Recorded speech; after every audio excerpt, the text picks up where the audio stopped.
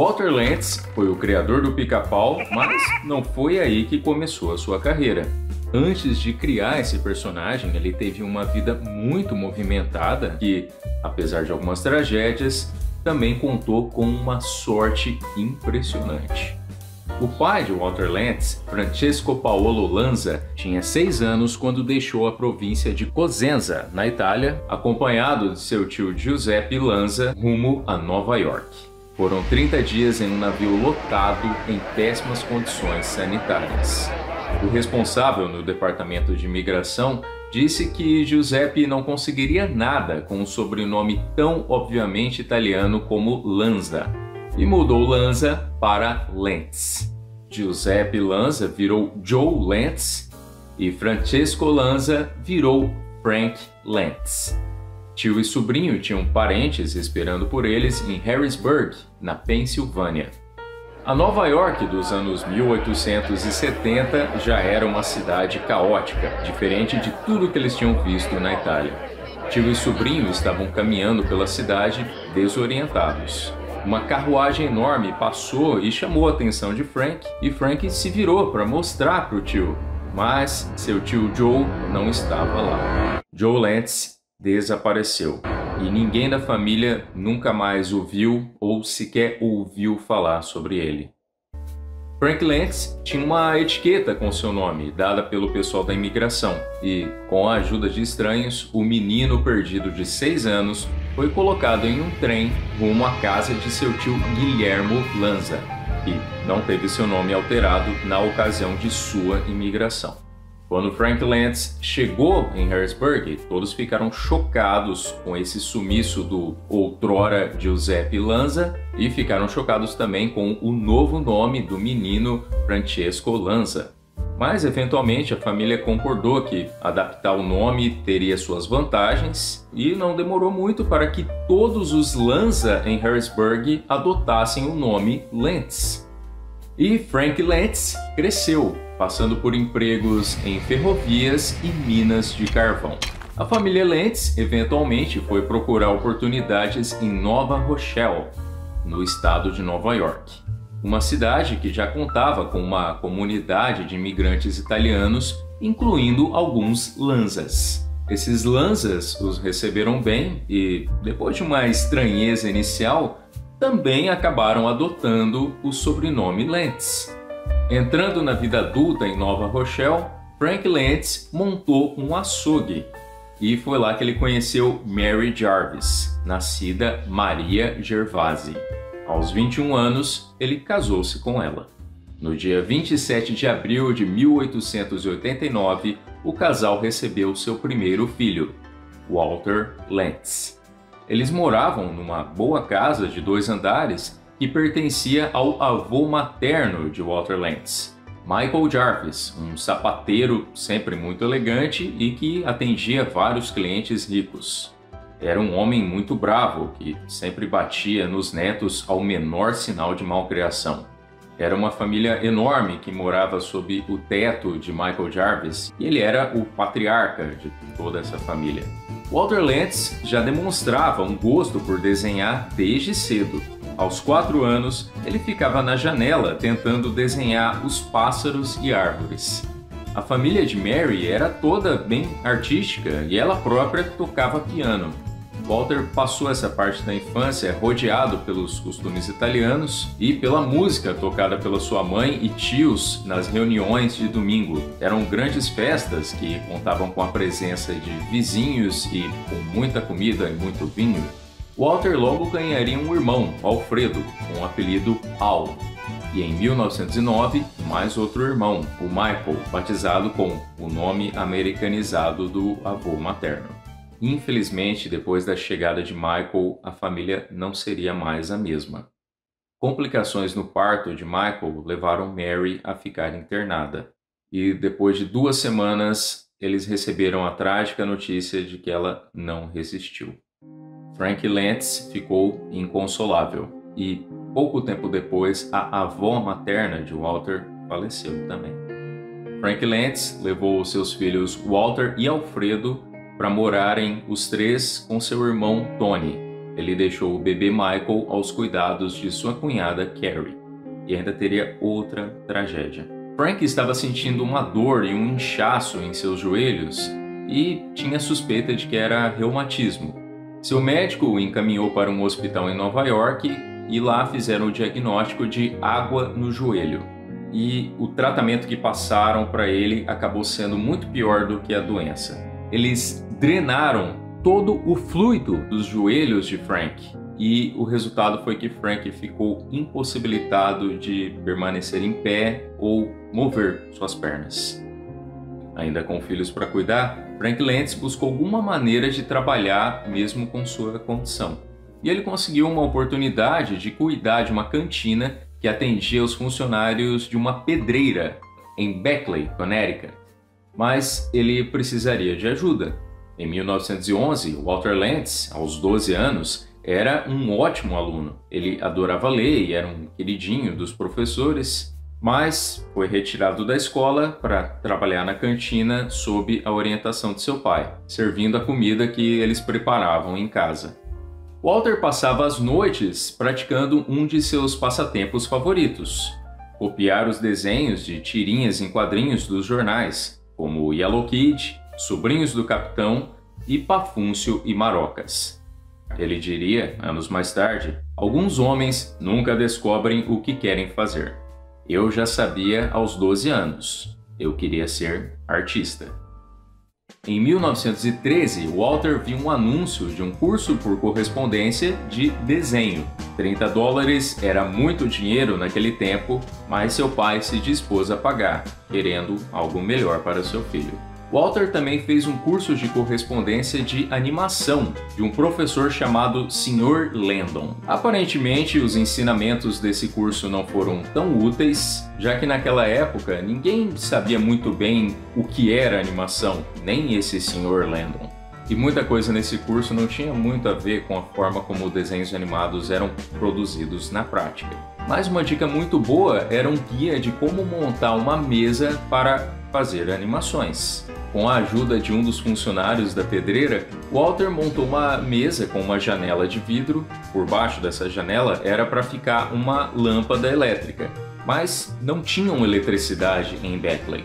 Enquanto desenhava, Walter então ficava segurando com as pernas um lampião cheio de querosene. Ele diria anos mais tarde que é impressionante que ele não pegou fogo. Um ano depois da pedreira fechar, Frank, Walter e Alfredo voltaram para Nova Rochelle. Em 1914, com 15 anos, Walter Lentz conseguiu um emprego em uma oficina mecânica. Colocando seu aprendizado em prática, ele fazia caricaturas e cartoons dos outros funcionários da oficina. Todo mundo adorava, dava risada e pregavam seus desenhos num painel. E os desenhos dele chamaram a atenção de Fred Kafka, um antigo atleta que virou um empreiteiro ricaço, graduado em Yale e que levou seu carro, um Stutz Bearcat, para reparos. Kafka apareceu na oficina vestido com óculos de proteção e cachecol, vestimentas para quem dirigia em alta velocidade. E Kafka ficou impressionado não só com os desenhos de Walter Lentz, mas também com o ótimo atendimento do rapaz. E ele disse para Walter que ele estava perdendo tempo naquela oficina e se dispôs a pagar para ele entrar na Art Students League em Nova York, uma faculdade de artes muito prestigiada. Desse jeito, por fazer algumas caricaturas de uns mecânicos e por atender bem, Walter Lentz ganhou uma faculdade. Então, Walter Lentz, todo fim de tarde, se limpava rapidamente e pegava um ônibus de 45 minutos para ir na faculdade. Seu primeiro dia na faculdade foi um pequeno choque, porque ele se viu numa aula de anatomia com uma modelo nua, algo que era novidade para o rapaz. Ele, contando a história, disse que não conseguia nem riscar uma linha no papel. Essa rotina de trabalhar na oficina e depois correr para a faculdade era bem cansativa. E o Walter quase desistiu depois de alguns meses. Mas, mais uma vez, Fred Kafka veio ao seu resgate. Ainda naquele ano, em 1914, Kafka escreveu uma carta de recomendação para um antigo colega seu de Yale, que agora estava no jornal New York American. de propriedade do magnata da mídia William Randolph Hearst. Walter conseguiu um trabalho de office boy no jornal, que ficava em Nova York, mesma cidade da faculdade, e ele alugou um quartinho por lá, deixando sua família em Nova Rochelle. O trabalho de Walter era fazer um pouco de tudo: pegar café, varrer, buscar papéis e limpar os pincéis dos ilustradores e cartunistas do jornal. E entre esses cartunistas tinham vários nomes que se tornariam lendários: George McManus, Frederick Burr Upper, Walter Hoban e George Herman. E Walter fazia alguns desenhos fora do expediente e trazia no trabalho, e esses cartunistas gostavam de ver e dar dicas. Walter chegou a fazer as letras de alguns desses quadrinhos e ocasionalmente até desenhou alguns personagens. Walter também fez amizade com um office boy de outro jornal que tinha escritórios perto do New York American, o Milt Gross, e também se tornaria um cartunista renomado. Com apenas 2 meses no jornal, Walter Lantz foi promovido com um salário um pouco melhor. Mas, mesmo cercado por todos esses cartunistas bem-sucedidos, o futuro de Walter Lantz não estaria no jornal. O próprio Muriel Goddard, editor do jornal e que sabia das pretensões de Walter Lantz de virar artista, disse para ele que ele nunca conseguiria trabalhar como cartunista por lá. Ele disse: um desses artistas teria que morrer para você conseguir o lugar deles. E todos estão me parecendo bem saudáveis. Mas ele tinha uma dica para Walter Lantz. Naquela época, Nova York estava se tornando um grande centro de produção de animação.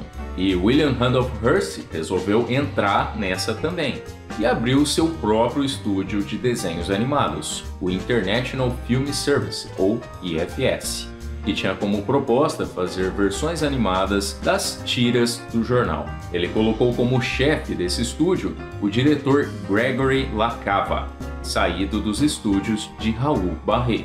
E Goddard sugeriu para Walter trabalhar nesse estúdio de Hearst. Ele ia ganhar $10 por semana, o mesmo que ele estava ganhando no jornal, mas como Goddard disse, ele estaria entrando no começo de uma nova indústria. Goddard fez uma carta de recomendação mencionando o talento do rapaz e LaCava contratou Walter para operar as câmeras. LaCava logo reconheceu outro italiano assim como ele, mas perguntou: se você é italiano, por que seu sobrenome é Lantz? E Walter Lantz respondeu que era uma longa história. Na época, Walter Lantz estava com 16 anos. Ao longo dos próximos 3 anos, ele passaria das câmeras para a arte final e, eventualmente, se tornaria animador. O personagem pelo qual ele é lembrado até hoje ainda demoraria alguns anos, mas ele ainda teria algumas etapas muito interessantes na sua carreira.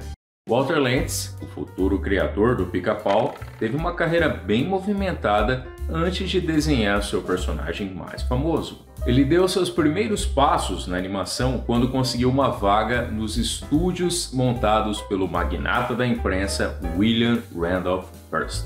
Hearst não se preocupava muito com os lucros dos desenhos animados de seu estúdio. Ele os via mais como um meio de chamar atenção para as tiras em quadrinhos publicadas em seu jornal. E Hearst era fascinado por cinema e animação. Então esse estúdio é algo que ele montou para ele. O que ele mais queria era ver grandes animações saindo daquele estúdio. Esse estúdio ficava em um prédio bem simples, ficava próximo a uma linha de trem e de tempo em tempo passava um trem e sacudia todas as pranchetas de desenho. Grandes nomes da animação passaram por lá: John Terry, irmão do Paul Terry, Frank Moser, John Foster, Vernon Stallings, Jack King e Bill Nolan. Embora alguns desses já tivessem alguma experiência, a grande maioria ainda estava aprendendo sobre animação ao mesmo tempo que o jovem Walter Lantz. Essa era uma forma de arte que ainda era algo novo para todo mundo, até mesmo para o diretor Gregory LaCava. As técnicas e tecnologias eram precárias. A equipe fazia desenhos animados estrelando os personagens dos quadrinhos do jornal de Hearst. Então tinha Bring Up Father, Happy Hooligan, Crazy Cat e Sobrinhos do Capitão. Esses desenhos eram bem primitivos. Eles tinham pouco movimento, eram praticamente quadrinhos projetados numa tela de cinema. Mas aos poucos o trabalho do estúdio foi evoluindo. Green Network trouxe um conhecimento avançado de anatomia e fazer algumas animações bem ousadas para os padrões na época, como fazer um personagem virar. Muito do humor dessas animações vinha das soluções que os animadores encontravam para fazer uma animação e do ponto A até o ponto B. Por exemplo, se um personagem precisava pegar um objeto que estava longe, eles faziam o braço dele esticar de uma forma exagerada. E aí a graça ficava nisso, em movimentos exagerados. E foi nesse estúdio que Bill Nolan desenvolveu o estilo hoje conhecido como rubber hose, ou mangueira de borracha, porque ele desenhava os braços e pernas dos personagens como se fossem mangueiras. Ele fazia um braço todo flexível, arremessando objetos, e isso era sensacional naquela época. E nisso ele encontrou um jeito mais único de desenhos animados apresentarem humor físico. O diretor Gregory LaCava era bem envolvido no processo, ele não deixava tudo nas mãos dos animadores. Ele criava várias histórias, esboçando as cenas, o que era basicamente storyboards antes de existir o termo. E ele também estimulava os animadores a aprenderem sobre pantomima. Do outro lado da cidade de Nova York, os animadores no estúdio de Pat Sullivan faziam desenhos animados de Charlie Chaplin, estudando fotos e filmes do ator. E LaCava também pegou alguns rolos de filmes de Chaplin para os animadores estudarem os movimentos, contornando cada etapa das ações quadro a quadro. Isso levou a um salto na qualidade notável. Infelizmente não são muitos os desenhos animados que sobreviveram dessa época. E o Walter Lantz estava lá, no meio dos primeiros dias da indústria da animação. Walter Lantz inicialmente era o operador da câmera que fotografava cada quadro da animação. Logo ele saiu das câmeras e passou para a arte final e rapidamente se tornou assistente de Vernon Stallings, um animador que às vezes também era acreditado como George Stallings. Aos 19 anos, Walter Lantz se tornou um animador propriamente dito. Walter acumulou muito conhecimento sobre anatomia nos seus estudos e trazia um trabalho diferenciado, tanto que seu salário recebeu diversos aumentos nessa época. Isso permitiu botar adiante o seu plano de trazer sua família para morar com ele em Nova York. Ele arrumou um apartamento no Bronx. E LaCava, sabendo que Walter queria trazer seu pai e irmãos para Nova York, lhe concedeu um outro aumento e ainda emprestou um dinheiro para ele comprar alguns móveis. E quando Lantz foi pagar ele de volta, LaCava não quis aceitar. Ele disse que sabia que Walter ainda ia fazer muito sucesso e, quando chegasse no topo, era só pagar um jantar para ele. Walter também aproveitou várias oportunidades para complementar sua renda. Fred Kafka, o ricaço que pagou seu curso de artes, o ajudou a virar um membro honorário do Clube Atlético de Nova York, e ele passou a fazer ilustrações para a revista desse clube. E Walter também ilustrou um livro escrito por Fred Kafka, e várias publicações receberam ilustrações e cartoons de Walter Lantz. Durante um breve período, ele publicou uma tirinha diária estrelando um personagem chamado Speedy, e Walter Lantz também fez alguns cartoons para uma revista que tinha como proposta promover a lei seca, algo que ele não apoiava na realidade. Pelo contrário, Walter Lantz consumia várias das alternativas que surgiram na época da lei seca, bebidas que o pessoal improvisava com álcool de cereais e um suco de fruta, coisa que, segundo ele, dava para soprar fogo se colocasse um fósforo na frente. E Lantz estava ganhando uma ótima quantia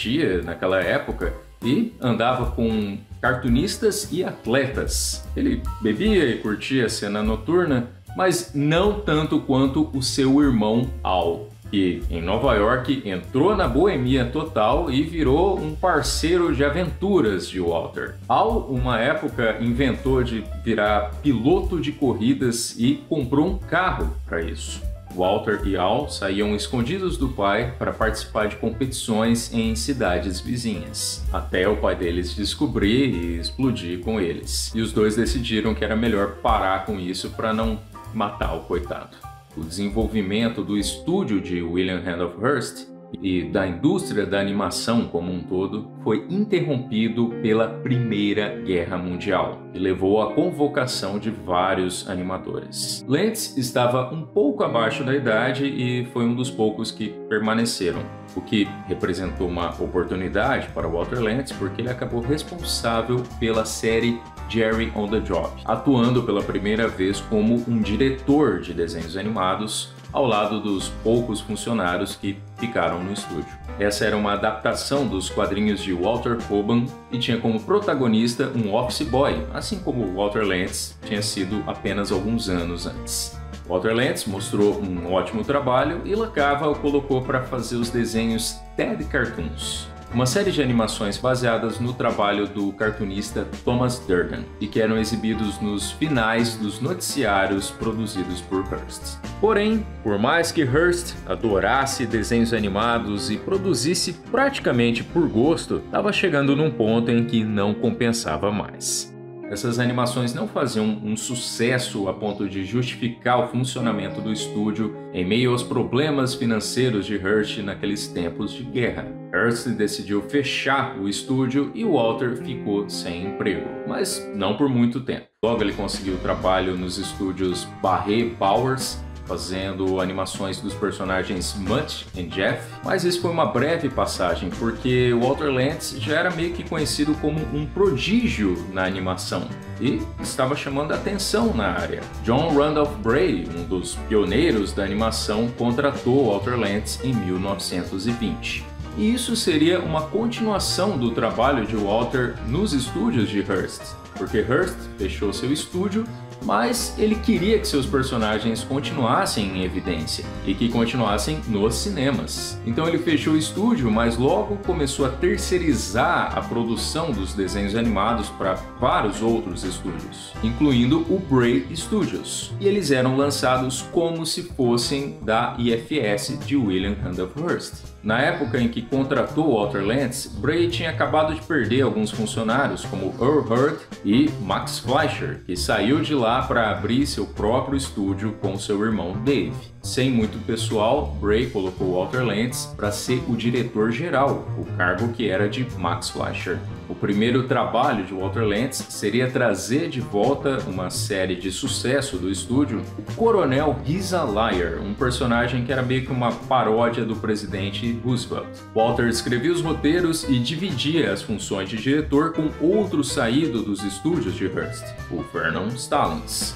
Essa era uma nova versão do personagem He's a Liar, trazendo uma combinação de desenho animado com live action, algo que Max Fleischer desenvolveu no estúdio de Bray e com o qual estava fazendo muito sucesso no seu próprio estúdio.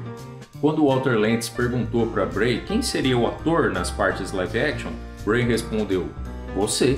E Walter perguntou: "E quem vai ser o diretor dessas partes?" Bray respondeu: "Não temos como pagar um, vai ser você." "E quem vai escrever os roteiros?" "Você, claro." Bray já estava ficando impaciente, então Walter perguntou com muito cuidado: "Quem vai fazer a maquiagem?" Bray mandou ele assistir alguns filmes no cinema para ver como eles faziam. Stallings, que era para cuidar de parte da animação, desenvolveu um hábito com álcool que estava passando dos limites. Ele saía para beber no meio do dia e às vezes não voltava. Bray uma hora decidiu que não dava mais. Em 1924 ele demitiu Stallings e Walter foi promovido a animador-chefe. Ele passou a ganhar $250 por semana, o que faz dele um dos profissionais da animação mais bem pagos que temos notícia daquele período, se não o mais bem pago. Lantz tinha permissão de ter alguns assistentes e contratou um rapaz chamado Seamus Culhane, que começaria no estúdio como um faz-tudo, mas logo estaria escrevendo roteiros e no futuro seria um grande animador, muito importante para o Pica-Pau também. Culhane, por acaso, teve como colega na escola de artes que cursou um dos irmãos de Walter Lantz, o Michael, que no futuro se tornaria um renomado escultor. Coronel He's a Liar fez algum sucesso inicialmente, mas o público perdeu o interesse rapidamente. Walter, que a essa altura às vezes assinava como Walt Lantz, tratou então de lançar um personagem seu, Dink Doodle, uma espécie de nova versão de Jerry on the Job. Doodle era sempre acompanhado de um cachorro. Esses curtas também combinavam animação e live action, mas eram talvez um pouco mais variados que os dos estúdios Fleischer. As partes live action dos estúdios Fleischer geralmente eram dentro do estúdio, mas Walter ia atrás de fazer filmagens em outros lugares, como o campo ou a praia. Walter Lantz, nesses curtas, usava uma maquiagem e óculos que era claramente inspirado no ator Harold Lloyd. Walter Lantz, mais velho, diria que se considerava um péssimo ator, que ele tinha apenas 4 expressões. Mas essa série foi bem popular durante um bom tempo, ela durou 26 curtas. Às vezes o irmão de Walter, o Al, fazia algumas pontas neles. Infelizmente, os negativos de muitos desses curtas foram destruídos em um incêndio. Tem um projeto em andamento, o Bray Animation Project, que tenta encontrar e restaurar algumas cópias. É toda uma parte da carreira de Walter Lantz que merecia ser mais reconhecida. E o Walter acabou usando seus dotes de atuação em algumas produções dos estúdios Bray que eram apenas live action. Eles produziam alguns curtas educativos, por exemplo, e Walter estava lá. Além de Dink Doodle, Walter Lantz criou uma outra série, Unnatural History. Eram algumas paródias de documentário com títulos como Como o Elefante Conseguiu Sua Tromba. Era outra combinação de animação e live action. Walt Lantz também desenvolveu outra série na Bray, chamado Pete the Pup, um desenho que às vezes era lançado como Hot Dog Cartoons. Pete era um cachorro e esse Pete fez um sucesso considerável também. E o Walt Lantz, como aparecia como ator no cinema, começou a ser reconhecido em restaurantes e seus trabalhos eram bem populares. Só que esses curtas sofreram o impacto de uma grande mudança no cinema. Em 1927, o cantor de jazz inaugurou a era do cinema falado. Para a animação, isso representou 2 grandes problemas. O primeiro é que os estúdios que não conseguiram fazer a transição para o som ficaram para trás, como a gente já falou no vídeo sobre a queda do gato Félix. Mas teve uma outra coisa que aconteceu na janela de tempo entre o surgimento do cinema falado e o surgimento de desenhos animados com som também. O problema foi que o cinema falado era a grande novidade do momento em termos de cinema. E muito do apelo de animação naquela época era de ser uma novidade, de ser uma curiosidade. Eram desenhos em movimento, algo diferente de atores filmados. E como agora tinha uma outra grande novidade, a animação perdeu um pouco do seu apelo, pelo menos durante um tempo. Enquanto os desenhos continuaram mudos, o interesse do público caiu. Pete the Pup e Unnatural History permaneceram em produção até o fechamento dos estúdios Bray em 1927, quando perderam seu distribuidor. Mais uma vez, Walter Lantz, ou Walt Lantz, ficou sem emprego. Só que dessa vez não tinha várias oportunidades à sua espera. Nova York já não era mais o grande centro de produção de desenhos animados. Estúdios como o Terrytoons e os dos irmãos Fleischer só tinham vagas de animador. E Lantz, a essa altura, já era um cara que acumulou funções de animador, diretor, roteirista, ator. E pegar um emprego de animador, simplesmente, seria dar um passo para trás na sua carreira. Ele até chegou a pensar que a animação era algo que tinha chegado no seu auge, ele aproveitou, mas que agora tinha acabado. Walter Lantz tinha um amigo, o ator Robert Vignola, e Vignola o encorajou a tentar a sorte em Hollywood. Porque Hollywood é que estava se firmando como a grande capital mundial da produção de entretenimento, tanto live action quanto animação. Por sinal, era lá que outro profissional da animação, chamado Walt, tinha seu estúdio e produzia uma série de desenhos animados estrelando um coelho chamado Oswald, um personagem que faria parte da vida de Walter Lantz.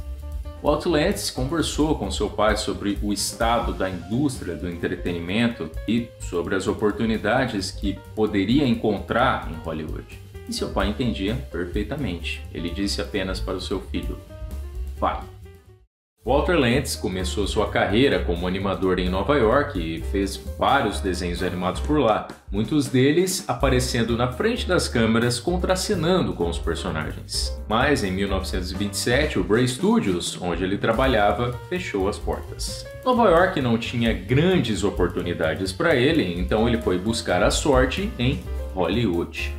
Do seu tempo nos estúdios Bray, Walter Lantz tinha guardado cerca de $10 mil, uma ótima quantia para os padrões na época. Ele comprou um Locomobile de uma linha de carros rápidos e luxuosos. Ele encheu o porta-malas do Locomobile com seus pertences e partiu. Chegando lá, ele alugou um quarto no Clube Atlético de Hollywood. O quarto ao lado era ocupado por Frank Capra. Capra se tornaria um diretor muito famoso em Hollywood e também um dos maiores amigos de Walter Lantz. De cara, Lantz experimentou a vida social de Hollywood quando seu amigo Bob Vignola o convidou para uma festa em homenagem à atriz Bella Baker, que estava repleta de grandes astros do cinema. Lantz fez várias amizades entre a elite de Hollywood e isso foi um fator determinante na sua carreira. Ainda que seu trabalho como ator tenha sido meio que por acaso, ele teve um certo reconhecimento por isso. Então, suas primeiras oportunidades depois de sua mudança foram nessa área, na frente das câmeras. Lantz logo reencontrou seu antigo chefe, John Randolph Bray, que também foi tentar a sorte em Hollywood e montou um estúdio de produção dentro das instalações do produtor Larry Darmour. Bray sabia que podia contar com o talento e o profissionalismo de Lantz e o colocou para participar de algumas comédias em live action. Mas Lantz logo se deu conta de que não era aquilo que ele queria fazer. Ele disse para Bray que não estava gostando e que o que ele queria fazer mesmo era animação. E Lantz procurou por algumas oportunidades na área. Nessa época, Walt Lantz conheceu Walt Disney, um animador que fazia desenhos animados estrelando um coelho chamado Oswald, que eram distribuídos pela Universal.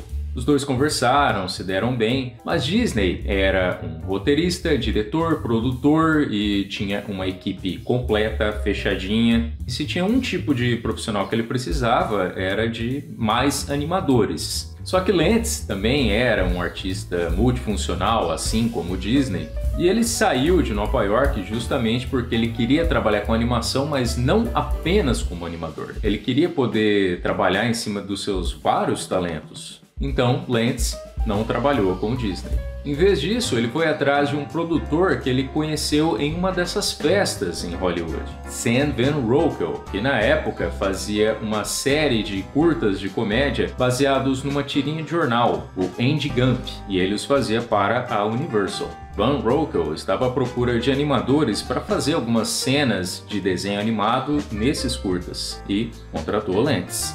Mas, novamente, Lantz rapidamente ficou insatisfeito, principalmente porque ele percebeu que na Universal as comédias não eram uma prioridade e não rendiam oportunidades para crescer lá dentro e nem grandes salários. Mas Lantz sempre teve a sorte de conhecer as pessoas certas. E Van Rokel o apresentou para o diretor Leo McCarey, um grande nome na comédia, o responsável pelo início da dupla Laurel e Hardy, ou O Gordo e o Magro, além de também trabalhar com o comediante Charlie Chase. Walt Lantz simpatizou com McCarey de cara e queria muito trabalhar com ele. McCarey também gostou muito de Lantz e disse que adoraria contratá-lo, mas que no momento estava com a equipe cheia e não poderia pagá-lo. Walt Lantz respondeu que não precisava pagar nada para ele. Ele só queria vê-lo trabalhando e conferir como era a produção de seus filmes. McCarey, então, o contratou dessa forma e Lantz ficava lá no estúdio observando ele trabalhar e dava toda a assistência necessária. Segundo Lantz, foi nesse período que ele aprendeu o que era uma gag, o que era o humor de cinema. Ele disse mais tarde que lá ele percebeu que o que ele fazia em Nova York eram historinhas de conto de fada. E agora ele estava conhecendo o que era realmente a comédia de Hollywood. Lantz estava lá no estúdio enquanto McCarey dirigia vários dos filmes de O Gordo e o Magro. Logo, Walter Lantz começou a fazer alguns storyboards, desenvolvendo sequências humorísticas para os filmes de McCarey. E ele também fez um trabalho de animação com McCarey para alguns filmes que pediam algumas cena com um desenho animado. Um desses casos foi uma sequência memorável dos elefantes voando em uma cena de um dos filmes de O Gordo e o Magro. E esse trabalho com McCarey levou a outra oportunidade. Ele fez animação para uma cena do filme O Beijo de Despedida de Mack Sennett. Sennett já tinha tentado outros animadores para essa mesma cena, mas só Walt Lantz, com sua experiência em combinar live action com animação, conseguiu entregar um trabalho satisfatório. Sennett gostou tanto que resolveu contratá-lo como animador, roteirista e gag man, uma função que consistia em criar cenas cômicas. Foi outra temporada de muito aprendizado e Walt Lantz estava gostando muito. Mas chegando perto do Natal, Lantz começou a perceber que vários dos funcionários estavam sendo mandados embora. Mas não Lantz. Ele achou estranho. Na véspera do Natal, Sennett o chamou em seu escritório. Sennett tinha o hábito de mascar tabaco, então entre uma cuspida e outra, ele disse: Lantz, você é um bom rapaz e eu gosto do seu trabalho aqui. Você é novo e por isso eu não quis te envergonhar demais, então te deixei por último. Não precisamos mais de você, o estúdio tá fechando. Frank Capra, quando ouviu isso, que Sennett deixou Lantz por último para evitar um constrangimento, falou: nossa, ele devia gostar mesmo de você, ele não faria isso nem pela mãe dele. Em uma festa de Ano Novo, na chegada do ano de 1928, Walter Lantz conheceu uma atriz chamada Grace Stafford. Um dia, ela se tornaria sua esposa, ao lado de quem ele passaria o resto de sua vida. Mas isso ainda demoraria alguns anos. Antes disso, ambos se casariam com outras pessoas. Walter Lantz se casou com Doris Hollister em 1929. Um outro Walt, o Disney, vinha tendo um grande sucesso com seu personagem Oswald, o Coelho Sortudo.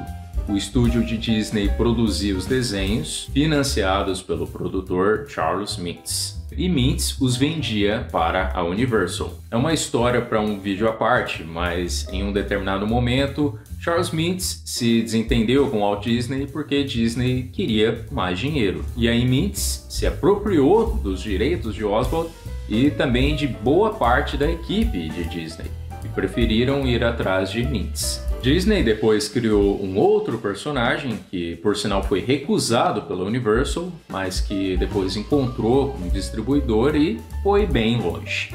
Charles Mintz e seu cunhado George Winkler montaram um estúdio de produção de desenhos animados, a Winkler Pictures, e a Winkler passou a produzir os desenhos de Oswald. Além dos vários ex-animadores dos estúdios de Disney, a Winkler Pictures também contou com alguns novos recrutas, Tex Avery e Walter Lantz. O estúdio usava instalações da Universal, mas não pertencia à Universal. Eles produziam os desenhos e vendiam para a Universal, mas era uma operação independente. Era um prédio bem caindo aos pedaços. Se chovia, tinha goteira. Oswald seguiu com o mesmo sucesso da época de Disney. E Walter Lantz foi diretor de alguns curtas do Oswald nessa época. Em um certo ponto, dois dos animadores que deixaram Disney para trás, o Hugh Harman e o Rudolph Eisen, queriam tirar Charles Mintz e George Winkler da jogada. Eles tentaram convencer Carl Laemmle, o dono da Universal, de que poderiam produzir os desenhos do Oswald diretamente para ele. Para encurtar a história, que depois a gente pode elaborar em outro vídeo, Carl Laemmle acabou ficando com os direitos do Oswald, dispensou Winkler e Mintz, mas também não fechou nenhum acordo com Harman e Eisen.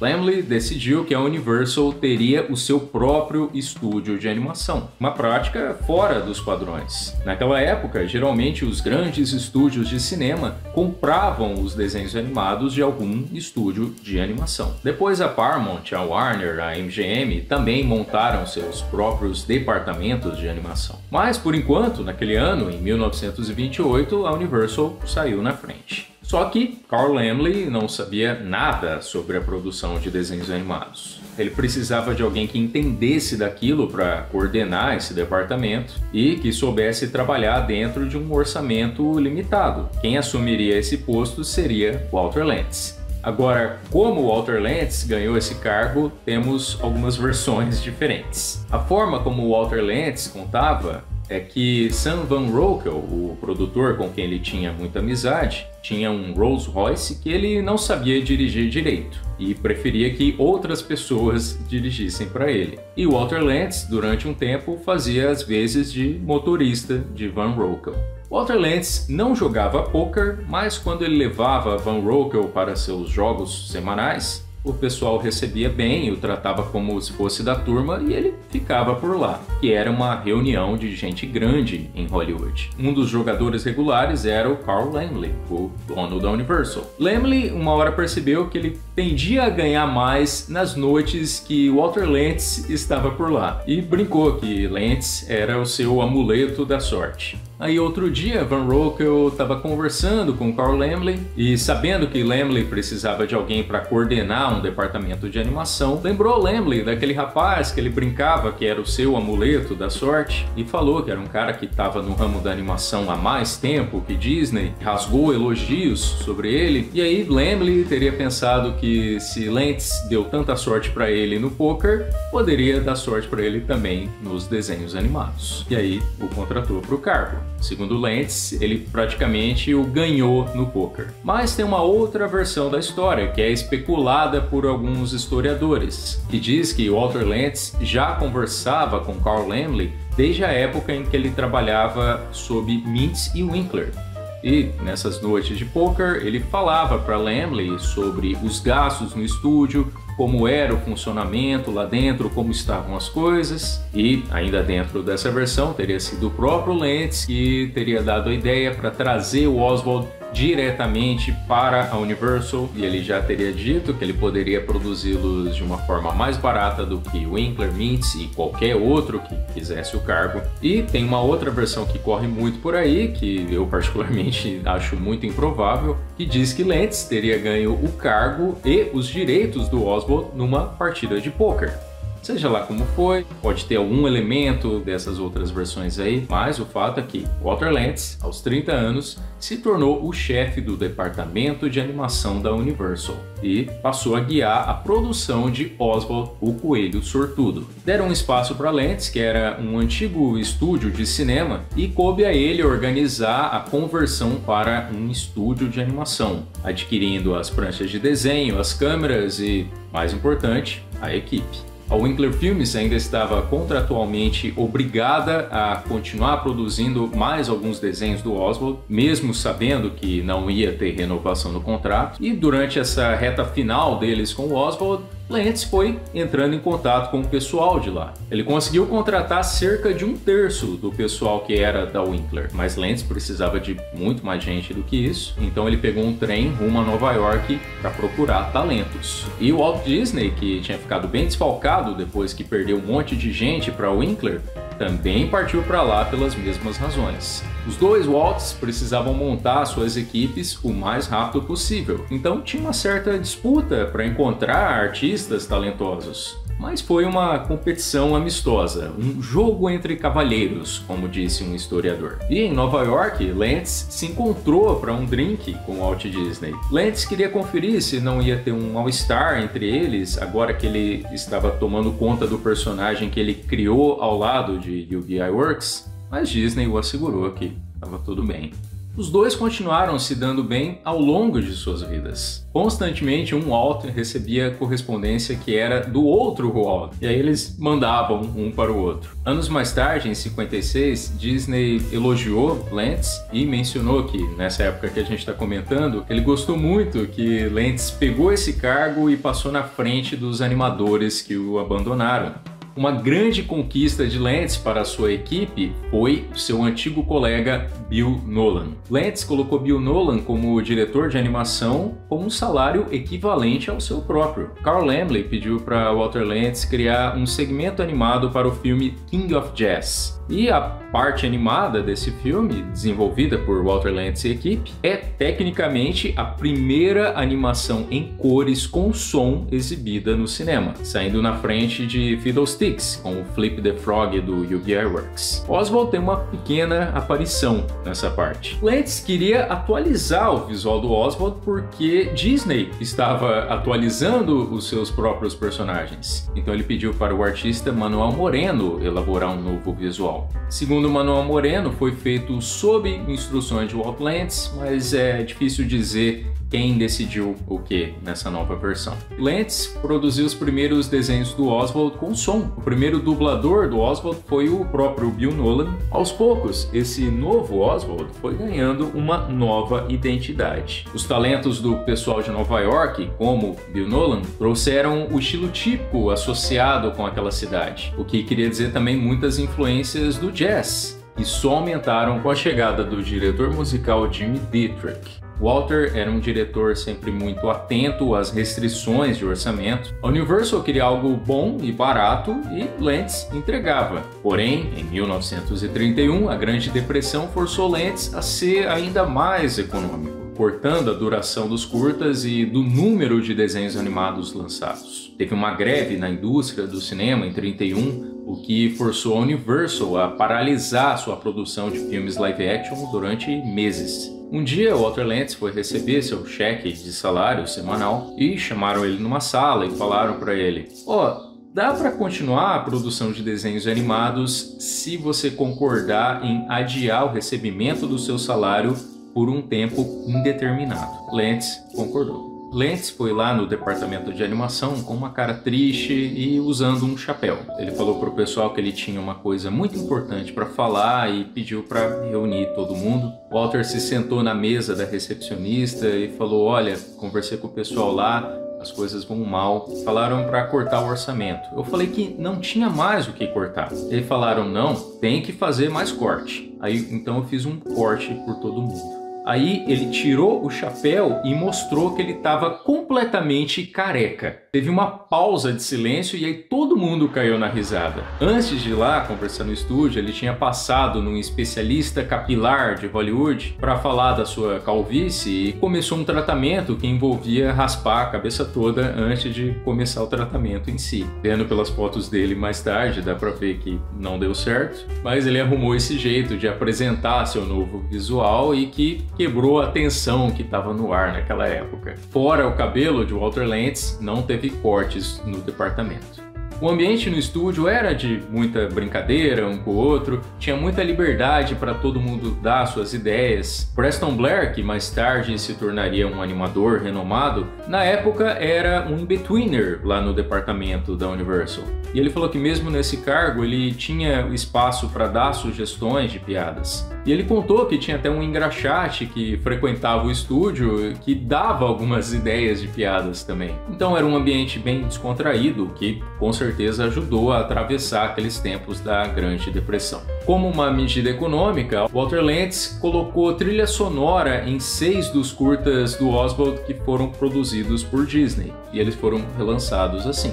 Em 1932, Walter Lantz dividiu o estúdio em 2 unidades de produção. Bill Nolan agora seria o encarregado do Oswald, enquanto Walter Lantz cuidaria de um novo personagem que ele criou, o Pooch the Poop, um desenho bem aos moldes do que ele fazia na Brave. Oswald continuou tendo um crédito para Lantz como co-diretor, mesmo não trabalhando com eles, o que causou um certo desconforto. Walter Lantz encerrou a produção do Pooch the Poop em 1933 e voltou a trabalhar com o Oswald. Em 1933 também foi lançado o The Merry Old Soul, o primeiro curta dirigido por Walter Lantz, e concorreu a um Oscar, perdendo para Os Três Porquinhos dos estúdios Disney. Não sabemos ao certo se foi uma reação a isso, mas no ano seguinte Lantz começou uma fase de desenhos animados bem parecidos com o estilo Disney, muitos desses dentro da série Cartoon Classics, que tinha histórias numa linha meio conto de fada, bem parecido com a Silly Symphonies da Disney. Até onde sabemos, esse período foi uma boa época na vida pessoal de Walter Lantz também. Foi mais ou menos por aí que ele montou sua casa, que tinha um visual bem moderno para os padrões da época. Ele se inspirou no filme Sublime Obsessão, Foi uma casa que ele precisou convencer o pessoal do banco para conseguir financiar a construção, e o pessoal do banco não acreditava que era possível montar uma casa com aquele estilo. E foi nessa época também que Lentz ouviu falar que tinha um diretor na Universal que foi um sucesso na época do cinema mudo, mas aí teve uma dificuldade para se adaptar na transição para o som, mas que agora estava voltando com tudo, com uma sequência de filmes de sucesso. Esse diretor era um antigo patrão de Lentz, Gregory LaCava. Walter recebeu LaCava com muito carinho e mostrou para ele todo o estúdio de animação, que a essa altura já tinha sido expandido. LaCava andou pelo estúdio, observando tudo com muito orgulho, e virou para Lentz e falou: "Eu sabia que um dia você ia chegar lá." E aquele jantar? Em 1934 foi quando Lentz promoveu uma moça do In-Betweener para o cargo de animadora. Laverne Harding se tornou a segunda mulher a trabalhar como animadora na história, depois de Lillian Friedman Astor, dos estúdios Fleischer, e passaria muito tempo trabalhando com Lentz e teria uma grande importância no desenvolvimento dos personagens de Walter Lentz. Ainda em 34, a relação com Bill Nolan ficou abalada depois que Lentz ofereceu um salário abaixo do esperado por Nolan na hora de renovar o contrato. Bill Nolan acabou deixando o estúdio. Lentz voltou a deixar o estúdio todo dentro de uma única unidade de produção. Mas logo Lentz teve uma série de saídas de animadores. Tex Avery saiu e logo depois vários dos animadores que trabalhavam sob Bill Nolan também partiram. Em meio a tudo isso, Carl Laemmle e Carl Laemmle Jr. estavam perdendo seu poder na Universal em meio a uma batalha corporativa. Em meio a esse caos da Universal, decidiram fechar o departamento de animação. Porém, Walter Lentz fez um acordo com a nova administração da Universal. Ele conseguiu ficar com o departamento de animação para ele e o estabeleceu como um estúdio independente. Em 16 de novembro de 1935, nascia a Walter Lentz Productions. Era no mesmo lugar. O pessoal que trabalhava no departamento de animação da Universal um dia saiu do trabalho e no dia seguinte passaram a trabalhar na Walter Lentz Productions. Agora, Walter Lentz era o dono da coisa e seria lá que nasceriam seus personagens mais famosos.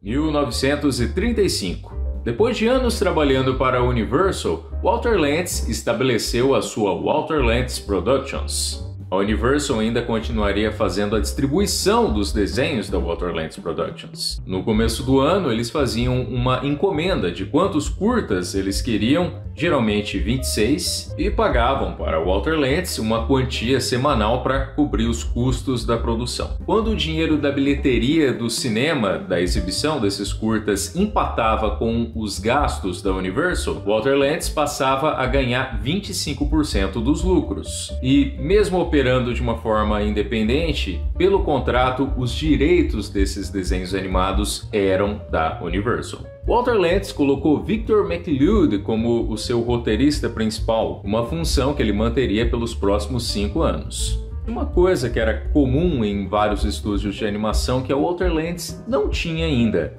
um personagem para ser a grande estrela do estúdio. O Coelho Oswald estava começando a perder o seu encanto e o próprio Walter Lentz achava que já tinham esgotado tudo o que poderiam fazer com aquele personagem. Na busca por um novo personagem principal para a Walter Lentz Productions, eles fizeram várias tentativas nesse período. Os patos Fee-Fi-Fo-Foo e Fooey, o galo Dumb Cluck e o gambá Snuffy Skunk. Os que mais deram certo nessa época foram um trio de macacos com os nomes Minnie, Miney e Moe, que apareceram pela primeira vez em um curta dirigido pelo próprio Walter Lentz, Monkey Ratchets. Eles eram uma espécie de versão primata dos Três Patetas. Eles foram razoavelmente populares durante um tempo, mas Lentz parou de usá-los depois de uma sequência de 3 curtas que foram mal recebidos.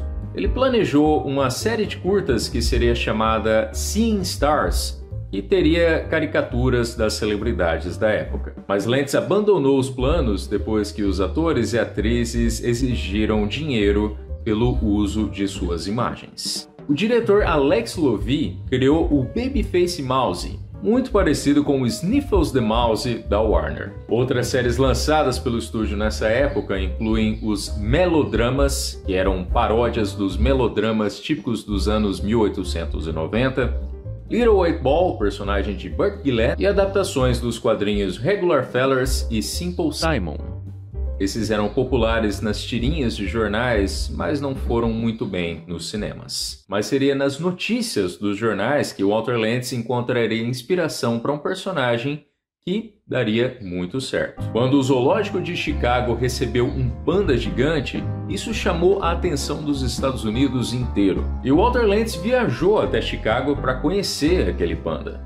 De volta para casa, ele fez alguns esboços que depois foram refinados por Alex Lovie, que definiu o visual do personagem chamado Andy Panda. E em 1939 foi lançado um curta com a estreia do Andy Panda, dirigido pelo próprio Alex Lovie. Seu primeiro curta foi um sucesso e Andy Panda apareceu em mais outras animações do estúdio.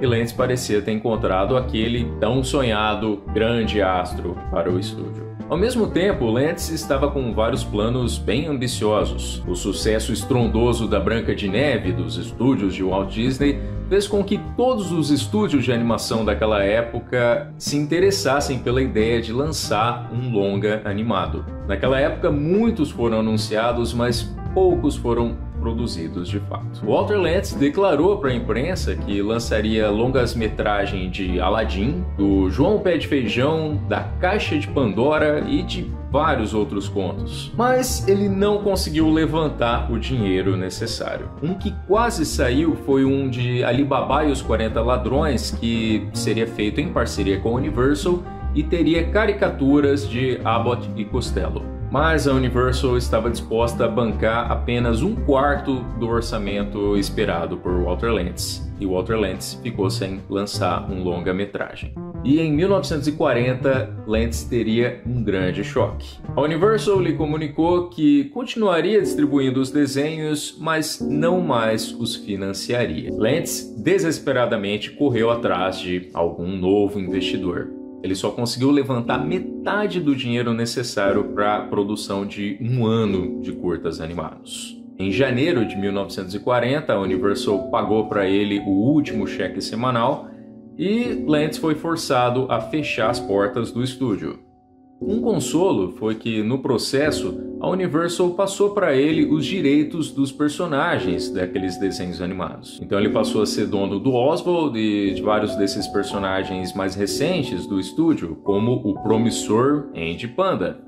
Com parte de sua equipe, ele reabriu o estúdio para produzir um novo curta do Andy Panda, chamado Crazy House. E com esse curta em mãos, ele conseguiu convencer o pessoal da Universal a participar com ele de um empréstimo de banco pela quantia necessária para continuar pagando seus funcionários. Acabou que esse transtorno foi para o bem, porque ele passou a ficar mais independente da Universal agora que ele era dono dos personagens. O porém é que agora ele tinha essa dívida com o banco. O estúdio pôde retomar as atividades, lançando vários desenhos do Andy Panda. Andy Panda, aos poucos, foi ganhando um visual repaginado. Ele ganhou roupas e um pai. Passou a ser uma presença cada vez mais constante nos desenhos.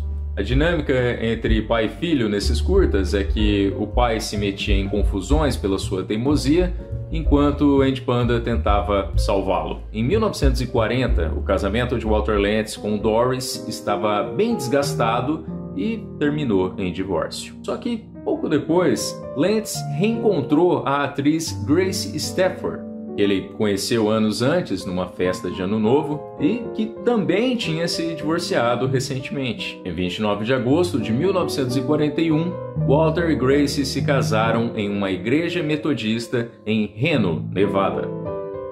Andy Panda era a grande aposta de Walter Lantz, mas seria em um dos curtas dele que apareceria pela primeira vez um astro ainda maior. Guess who?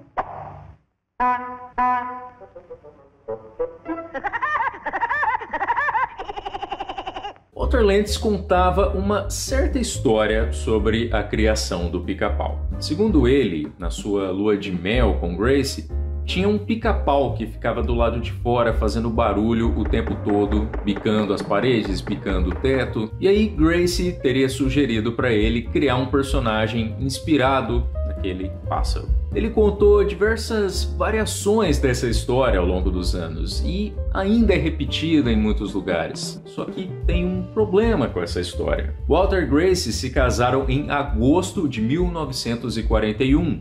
Bem depois da primeira aparição do pica-pau, que foi em novembro de 1940, no ano anterior. Ou ele inventou essa história, ou ele misturou na cabeça dele algo que aconteceu em outra ocasião em que ele estava com a Grace. Às vezes no dia que eles estavam de pegação antes, ele estava com vergonha de falar. Existe também uma confusão sobre quem foi o primeiro artista a desenhar o pica-pau. Algumas fontes indicam que Walter Lantz fez alguns esboços e passou para Alex Lovie refinar, assim como ele fez com o Andy Panda. Outras fontes indicam Ben Hardaway como o responsável pelo primeiro design do pica-pau. Hardaway era principalmente roteirista. Ele entrou na Walter Lantz Productions como substituto de Victor McLeod. Ele veio da Warner, onde ele criou uma versão protótipo do Pernalonga e também fez parte do desenvolvimento do Patolino. Ele é apontado por alguns como tendo feito o primeiro visual do pica-pau. E foi ele quem escreveu o roteiro da primeira aparição desse personagem, um curta chamado Knock Knock. Knock Knock começa com o Andy Panda perguntando para o seu pai se é verdade que você consegue capturar um pássaro jogando sal na sua cauda. A conversa é interrompida pelo barulho de um pica-pau bicando no telhado. Começa então uma grande perseguição do pai do Andy Panda correndo atrás do pássaro e Andy Panda indo atrás esperando por uma oportunidade para testar aquela teoria do sal. Knock Knock foi um sucesso enorme e o pica-pau foi considerado apto para estrelar uma série de desenhos animados. Logo vem um novo curta, escrito por Ben Hardaway em parceria com Jack Cosgriff. Para fazer a voz do pica-pau foi convocado o veterano da Warner, Mel Blanc. E Mel Blanc deu para o pica-pau uma risada que ele fazia na época de escola. Segundo ele fazia essa risada para testar o eco nos corredores da escola. Além dessa risada, Mel Blanc fez outro som muito associado com o personagem, o Guess Who? Guess who? Ou Adivinha Quem É? E apesar de todas essas contribuições, Mel Blanc permaneceu no personagem por apenas 3 curtas, porque logo ele assinou um contrato de exclusividade com a Warner. Lantz continuou usando as gravações de Mel Blanc da risada e desse Guess Who, enquanto os diálogos eram feitos por outros atores. Mais tarde, em 1948, essa risada foi usada na gravação da música The Wood Woodpecker Song, gravada por Kay Kyser e sua orquestra e que foi lançada em disco. Disco esse que, apenas 10 dias depois de seu lançamento, já tinha vendido mais de 250 mil cópias. Mel Blanc disse que não recebeu um único centavo pelo uso de sua voz nesse disco e processou Walter Lantz por uma questão de princípios, segundo ele, pedindo $500 mil. O juiz decidiu a favor de Walter Lantz, dizendo que Mel Blanc não fez o necessário para registrar sua contribuição. Depois da decisão do juiz, Walter Lantz e Mel Blanc chegaram em um acordo extrajudicial. Apesar de ser apontado como o grande criador do pica-pau, a época dos primeiros curtas do personagem coincidiu com o período em que Walter Lantz já não era mais tão ativo na parte criativa dos desenhos animados. Ele estava agindo mais como o produtor e deixava o cargo de diretor para os vários talentos do estúdio. Nos primeiros anos, Alex Lovie era o diretor regular dos desenhos animados do Pica-Pau, enquanto Ben Hardaway se concentrava em escrever as piadas, muitas delas escritas ao lado do ex-Disney Milt Schaeffer. E Schaeffer depois assumiria a direção ao lado do animador Emery Hawkins, quando Alex Lovie entrou para a Marinha em 1942. Mas a dupla Schaeffer e Hawkins ficaria pouco tempo, porque logo entraria no estúdio o Seamus Culhane, antigo assistente de Walter Lantz na época do Bray Studios e que teve passagem pelos estúdios Fleischer. O primeiro trabalho de Culhane com o Pica-Pau foi O Barbeiro de Sevilha. Esse desenho é marcante por várias razões. Uma delas foi a estreia de um novo visual para o Pica-Pau, feito por Emery Hawkins e Art Heinemann. Heinemann é acreditado como quem teve a ideia de simplificar o visual do Pica-Pau, reduzindo o número de cores nele, e Walter Lantz sugeriu deixar o Pica-Pau menos grotesco, deixar ele mais agradável aos olhos. Ele achava o design original do Pica-Pau feio, ele nunca gostou muito. E agora o Pica-Pau passaria pela primeira de várias transformações. Mas, enquanto o visual ficou menos monstruoso, Culhane amplificou a insanidade do Pica-Pau. O Pica-Pau nunca foi tão agressivo quanto na fase de Seamus Culhane. Depois do Barbeiro de Sevilha, o próximo curta do Pica-Pau por Seamus Culhane apresentou o Wally Walrus, o Leôncio. Seamus Culhane ficou na direção do Pica-Pau até 1946. Quando ele saiu para se dedicar a outros projetos, em seu lugar entrou Dick Lundy, mais outro ex-estúdios Disney.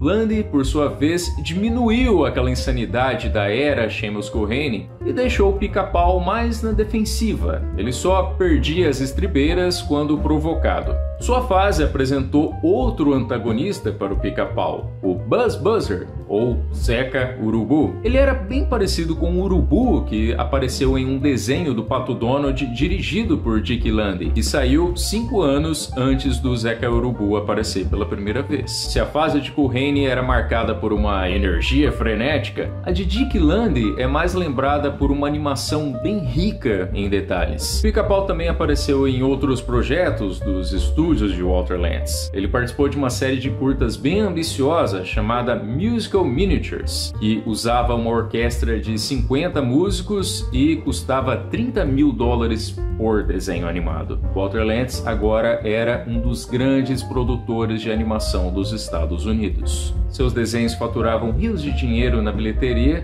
e estampavam vários produtos licenciados ao redor do mundo todo. Ele ainda estava com aquela dívida no banco para resolver, mas as coisas iam bem. Em 1947 tinha chegado a hora de renovar aquele contrato de distribuição com a Universal. E Walter foi lá conversar com o responsável, Matty Fox, vice-presidente da Universal. Só que, para surpresa de Walter Lantz, Fox disse que eles estavam interessados em renovar o contrato, mas a Universal queria os direitos de todos os personagens e direitos de licenciamento deles. Segundo Walter Lantz, essa foi uma das raras ocasiões em que ele sentiu seu sangue italiano vindo à tona. Ele recusou o acordo. Lantz saiu da Universal e foi até a United Artists, onde negociou um contrato. À meia-noite, Lantz recebeu um telefonema em casa. Era Matty Fox, dizendo que ele tinha se apressado, que ele não sabia que Lantz ia sair daquele jeito e que ele queria conversar. E Walter Lantz respondeu que sinto muito, mas já fechei com a United. Com essa nova distribuidora, o Pica-Pau entraria numa nova fase, com muitos curtas com uma qualidade impecável de animação. Mas, mesmo com todo esse sucesso, seria quando Walter Lantz enfrentaria dificuldades financeiras e teria que fechar o estúdio. Lembram que quando a gente parou nessa nossa série sobre a história de Walter Lantz, ele não estava conseguindo fechar um acordo com a Universal? Pois é, o vice-presidente Matty Fox queria pegar os direitos dos personagens e Lantz não gostou nada disso. Lantz então levou toda a turma do Pica-Pau para a United Artists. Com distribuição da United, Lantz produziu uma sequência de alguns dos seus melhores desenhos. Seu estúdio agora contava com vários novos animadores, como os ex-Disney Ed Ludd e Fred Moore, que contribuíram para uma animação mais fluida e consistente. Foi nessa época que teve o lançamento do disco The Woodpecker Song. A música foi originalmente composta por George Peebles e Ramesh Idris. Eles elaboraram ao redor da risada criada pelo dublador Mel Blanc. Depois a composição foi refinada e gravada por Kay Kyser e sua orquestra. O disco alcançou o topo das paradas de sucesso de vários países ao redor do mundo e era tocado em vários bares e eventos. 500 moradores de Dallas, no Texas, assinaram uma petição pedindo para que a polícia banisse a música de ser tocada na cidade. Mas a grande maioria do público adorava o disco e essa constante rotação levou a uma maior demanda por desenhos do Pica-Pau nos cinemas. Foi fundado um fã-clube do Pica-Pau e teve uma nova onda de produtos do pássaro. Isso tudo deixou a United bem insatisfeita. Fazia muito tempo que a empresa não emplacava algum sucesso. Mas agora o Pica-Pau estava até ajudando a United a empurrar nos cinemas seus filmes, porque os curtas do pássaro eram exibidos antes dos longas e ainda demoraria alguns anos para essa prática de venda casada nos cinemas ser proibida pelo Congresso norte-americano. Supostamente era para Walter Lantz receber uma porcentagem das bilheterias, mas a United pagava para ele apenas uma pequena parcela do dinheiro que entrava. E, segundo eles, era a parte que o Pica-Pau trazia na bilheteria. Então, mesmo em meio ao enorme sucesso que o Pica-Pau vinha tendo naquele momento, Walter Lantz ainda não estava conseguindo quitar sua antiga dívida com o banco. Lantz tentou várias vezes, sem sucesso, negociar sua dívida. Em um determinado ponto, o banco o aconselhou a fechar o estúdio temporariamente, pausar a produção e tentar fazer algum acordo com a Universal para o relançamento dos curtas antigos do Pica-Pau, para ele fazer dinheiro em cima de desenhos animados já prontos. Sem gastos com novas produções, ele poderia ter um respiro. Lantz acatou essa ideia. Isso, infelizmente, o levou a dispensar o seu pessoal bem perto da época do Natal. Com o estúdio paralisado, em 1950, Walter Lantz e sua esposa Grace visitaram a Itália. A primeira visita de Walter Lantz na terra natal de sua família, os Lanzas. Walter Lantz sentiu falta de ver o Pica-Pau nas vitrines da Itália. Aparentemente, a razão disso foram os anos de restrições impostas pelo regime fascista, que barrava importações. Walter e Grace não estavam na Itália apenas a passeio. Eles visitaram vários outros países europeus para ter reuniões com filiais da Universal, garantindo melhor publicidade e distribuição do Pica-Pau nesses territórios. Com o dinheiro entrando dessas novas exibições de desenhos antigos, Walter Lantz aos poucos foi saindo do vermelho. Eventualmente ele conseguiu quitar a sua dívida e pôde reabrir a Walter Lantz Productions e operar o estúdio com seu próprio capital. Ele comprou o prédio do outro lado da rua das suas antigas instalações e montou um estúdio melhor organizado e com os equipamentos mais novos da indústria da animação. Quando a Walter Lantz Productions voltou ativa, o estúdio fez um trecho animado estrelado pelo Pica-Pau para o filme Destination Moon, de George Pal. O contrato que Lantz fez com a United assegurava que os 12 desenhos do Pica-Pau distribuídos pela empresa passariam a ser de propriedade de Walter Lantz um ano depois de suas exibições. Lantz encerrou a parceria com a United e fez um novo acordo com a Universal. Desta vez ele conversou com Nate Bloomberg, atual presidente da Universal e tio de Mary Fox, o vice-presidente com quem Lantz havia se desentendido.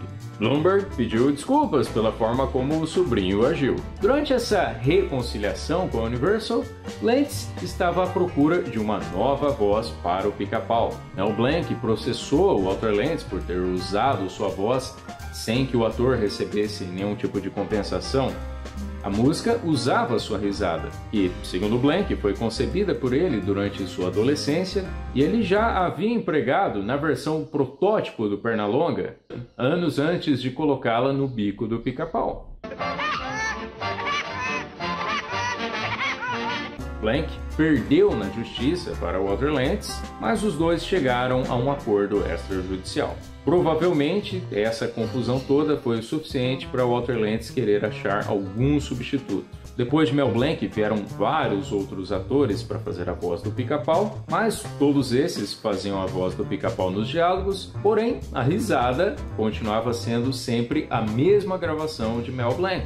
Agora, Lentz queria alguém que pudesse fazer as falas do Pica-Pau, mas também pudesse reproduzir aquela gargalhada clássica. E aí entra uma outra história muito repetida por Walter Lentz, que, assim como aquela da lua de mel que eu comentei, também dá para duvidar. A história era que a esposa de Walter Lentz, Grace Stafford, teria se candidatado para fazer a voz do Pica-Pau, mas Walter Lentz teria recusado. Grace, então, teria colocado uma gravação dela, fazendo a voz do Pica-Pau, no meio das várias fitas enviadas por diversos atores que estavam se candidatando. E, sem saber, Lentz teria escolhido a gravação dela. Lentz e Grace contaram essa história em várias ocasiões, em várias entrevistas, mas, aparentemente, o próprio Lentz teria desmentido durante uma conversa informal com o roteirista e produtor John Semper Jr. O fato é que Grace Stafford realmente assumiu o papel,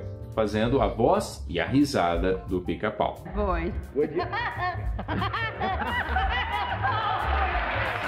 Inicialmente, ela não recebeu crédito, aparentemente para evitar que crianças ficassem decepcionadas quando descobrissem que o Pica-Pau tinha voz de mulher. Mas, em 58, seu nome passou a aparecer nas telas. Aqui no Brasil, o Pica-Pau foi exibido pela primeira vez legendado, em setembro de 1950, na recém-nascida Rede Tupi. Na década seguinte, ele passou a ser exibido com uma dublagem produzida pelo estúdio carioca Herbert Richards, tendo como seu primeiro dublador brasileiro Luiz Manuel. Cuidado com a gasolina e os pneus. Essa viagem é mesmo necessária? A dublagem depois passou a ser produzida pela Dublação Guanabara, também no Rio de Janeiro. Ao redor de 65, o desenho passou para a Rede Record, com uma dublagem no estúdio AIC, em São Paulo. Lá, o Pica-Pau ganhou um novo dublador, Ney Casarré. Eu vou dar um jeito nisso. Não está carregada, Charlie, mas acontece que eu tenho umas balazinhas aqui. Casarré, mais tarde, foi trabalhar no Rio de Janeiro e o Pica-Pau ficou sem voz. Garcia Júnior, filho do diretor de dublagem Garcia Neto, na época ainda era um menino, e fez um teste de voz para o Pica-Pau de brincadeira, a pedido de seu pai e sua mãe, a também dubladora Dolores Machado. E aí os produtores da Universal ouviram esse teste e gostaram, inicialmente pensando que era uma mulher fazendo a voz. Garcia Júnior passou a ser a voz do Pica-Pau. Mas depois Garcia Júnior cresceu, sua voz mudou. Eu tenho a força! E Ney Casarré voltou para dublar o Pica-Pau, agora na BKS. Ainda sobre o Pica-Pau no Brasil, quando seus quadrinhos vieram para cá pela primeira vez, ele ganhou alguns nomes bem curiosos. Na revista O Cruzeiro, ele era chamado de Berimbau, enquanto a editora Ebal adaptou o Woody Woodpecker como Woody Woody. Ao mesmo tempo em que o Pica-Pau ganhou uma nova voz nos Estados Unidos, a animadora Laverne Harding providenciou um novo design. O Pica-Pau ficou mais baixinho e bonitinho, deixando para trás tudo o que havia sobrado do seu grotesco design original. Isso se deve às mudanças dos gostos dos norte-americanos nos anos 50. O Pica-Pau certamente não estava sozinho entre os personagens que precisaram mudar para acompanhar os novos tempos. Nos anos 50, o Pica-Pau estava entre os 10 personagens mais rentáveis nas bilheterias. Walter Lentz ainda lançaria mais um novo personagem, o Pinguim Chili Willy, conhecido aqui no Brasil como Picolino, uma criação de Paul J. Smith. O personagem estrelou alguns curtas de sucesso, incluindo um dirigido por Tex Avery, durante um breve retorno nos estúdios de Walter Lentz. Em 1957, Walter Lentz acumulava cerca de 600 desenhos animados produzidos. Nessa época, a indústria da animação sofreu muito com as mudanças no cinema. Mudanças que eu comentei no vídeo sobre Tom e Jerry, aquelas que levaram a MGM a fechar seu departamento de desenhos animados. Os cinemas simplesmente não queriam mais pagar por desenhos animados. Walter Lentz foi um dos primeiros produtores de animação a aproveitar a chegada da televisão, licenciando seus curtas antigos para serem exibidos na telinha. E Lentz foi até além. Com patrocínio da Kellogg's, ele montou um programa de TV. A Kellogg's queria que Lentz aparecesse nesse programa como apresentador, da mesma forma como o Walt Disney vinha fazendo. Lentz hesitou de primeira, dizendo que ele não era ator, apesar dos seus anos de experiência. Ele acabou concordando, empolgado com a ideia de mostrar para as crianças como os desenhos animados eram produzidos. A Kellogg's analisou cuidadosamente o catálogo de desenhos animados de Lentz, procurando por qualquer coisa que pudesse ser considerada racista, de duplo sentido, menções a álcool ou qualquer coisa questionável de qualquer forma. Lentz não achava que seus desenhos tinham um conteúdo ofensivo, mas ele também não tinha problemas com censura. Ele acreditava que, com os desenhos indo aos lares, era compreensível cortes como o de um cavalo bêbado botando fogo no palco durante o curta Musical Moments from Chopin.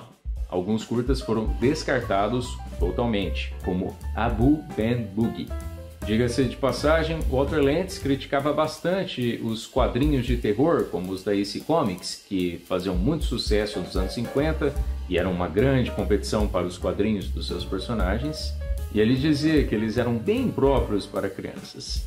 O Woodpecker Show estreou nos Estados Unidos na ABC, passando logo antes do Mickey Mouse Club. Os segmentos em que Walter Lentz aparecia na frente das câmeras tinham direção do ex-Disney Jack Hanna. O programa virou um grande sucesso de audiência. Lentz, que até estava considerando a aposentadoria antes do programa de TV, agora experimentava uma nova onda de popularidade, dando várias entrevistas e aparições em público ao lado de Grace.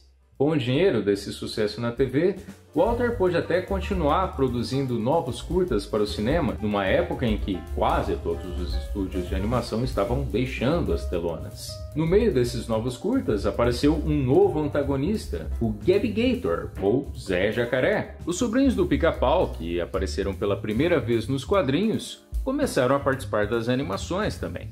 Grace e Walter eram certamente um dos casais mais felizes de Hollywood. Os dois viajavam bastante e ambos compartilhavam um gosto por pescar. Nada parecia abalar a felicidade deles. Durante um final de semana em Las Vegas, em 1962, o casal recebeu a notícia que um incêndio em Bel Air destruiu 480 casas, incluindo a deles. Uma das que foram poupadas foi a do vizinho de Walter Lentz, Joe Barbera.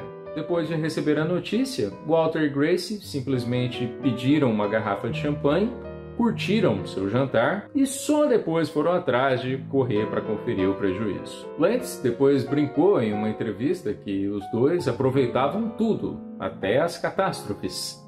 Lentz, que vinha cultivando um hobby de pintura a óleo, perdeu várias de suas pinturas. Segundo ele, depois do incêndio, não sobrou uma colher de chá. Os dois logo construíram uma nova casa na mesma área, onde moraram por mais 5 anos, antes de se mudarem para Trousdale, em uma casa desenhada pelo próprio Walter Lentz. O projeto tinha uma atenção especial para manter várias prateleiras ao alcance de Grace, que tinha baixa estatura. No final da década de 60, Walter e Grace fizeram uma turnê de 31 dias seguidos, visitando soldados feridos durante a Guerra do Vietnã. Walter desenhava o pica-pau para os soldados, enquanto Grace divertia todos com a risada do pica-pau. Durante os próximos anos, Walter e Grace fariam muito isso, visitando hospitais e pessoas em situações semelhantes. Em 1972, Walter encerrou a produção de desenhos animados. A produção de novos curtas estava, segundo ele, inviável. A exibição do seu enorme catálogo já era uma fonte de renda mais do que o suficiente. O estúdio preparou seus 13 últimos curtas, a maioria do Pica-Pau, mas também incluindo um do Picolino e 4 da família Urso. Lentz deu um jantar de despedida para a equipe do estúdio, distribuindo relógios do Pica-Pau para todo mundo. Ele passou a se dedicar a vender seus curtas antigos para a televisão e licenciar seus personagens para diversos produtos, além de dar palestras em faculdades e festivais de animação. Lentz também aproveitou a aposentadoria se dedicando à pintura a óleo, retratando paisagens e os personagens do seu estúdio. Em 1979, prestes a completar 80 anos, Walter ganhou um Oscar honorário pelas suas conquistas no campo da animação. A estatueta lhe foi entregue por Robin Williams. Em 1985, Walter Lantz tomou a decisão de vender todo o seu acervo de curtas para a Universal, na época MCA Universal. Daquele ponto em diante, eles passariam a ser os donos do Pica-Pau. Em 86, Walter ganhou uma estrela na Calçada da Fama. Em 1990, o próprio Pica-Pau ganhou sua estrela, sendo um dos 19 personagens fictícios a receber essa honra até hoje. Grace faleceu aos 88 anos em 92. Walter faleceu em 94. Um mês antes de completar 95 anos. O casal Walter e Grace não teve filhos. Através da Universal, o Pica-Pau continuou tendo seus desenhos antigos distribuídos ao redor do mundo e ganhou novas versões, além de aparecer nos parques do estúdio. Um abraço e até uma próxima.